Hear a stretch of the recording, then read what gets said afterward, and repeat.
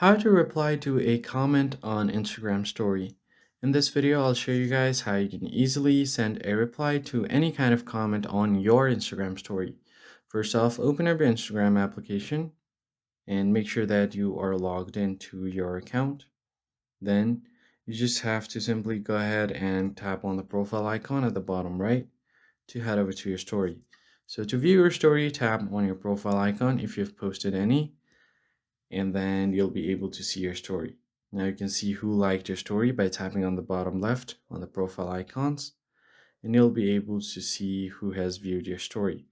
You'll be seeing this if you tap on the people icon, and then if someone has commented on your story, you'll be able to see these comments as well.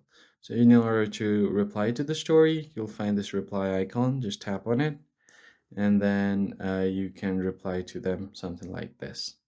You can do this to all of these replies.